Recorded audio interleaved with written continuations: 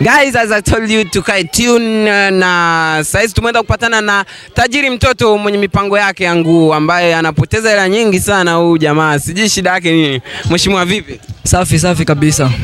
Kama unavyoonekana tajiri mtoto.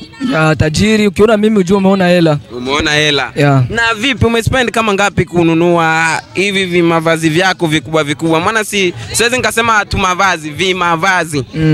Hii nimespend hela nyingi sana. Kama shingapi? Kitu kama 7,000 hivi. 7,000. Yeah. Ya juu peke yake. Ya juu ni 3,000. Ya chini 2,000.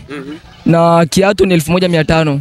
1,500. Yeah, na bendera? Na bendera pia. Bendera ni 2,000. 2,000. Yeah. Na unaikumbuka nchi? Naikumbuka nchi, nakumbuka siku ya mababu kupigania nchi ya Kongo. Na tumeona leo umeenjoy sana, umeogelea, umeenjoy Independence Day. Vipi sasa umekuja na shemeji yetu ama hapana? Shemeji hayuko hapa karibu.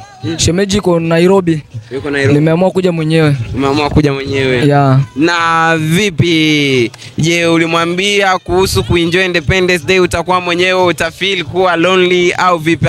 Alikuruhusu uje uenjoy na wengine? Yeah, aliniambia nimtumie transport but ni mbali kutoka Nairobi mpaka hapa Independence inaweza kuwa imeisha, so nikamtumia tu hiyo do enjoy huko. Enjoy huko. Yeah. So utaambia nini mashabiki zako ambao waga wanakufuatilia TikTok, Facebook kuhusu jinsi ulivyo enjoy na jinsi ulifeel wewe kama mkongomani halisi? Nawapenda sana na wazidi kunifuatilia. Yeah. Na unaonekana kama nani mtandaoni, TikTok na Facebook na YouTube? Kwa TikTok mimi naitwa TMC Future. Kwa Facebook ni hiyo TMC Future, Instagram TMC Future. Yeah. So haya ni maneno kutoka kwa Mr. TMC Future ama tajiri mtoto. Ingine ningeshauri wa vijana wenzangu mjitume sana, mjitume. Wajitume. Yeah, mjitume kwa kuchapa kazi. Sisi wengine tushafanyikiwa, tushajitoa hivi. Mshajitoa. Yeah. Ni hiyo tu ndio nitaka kuambia.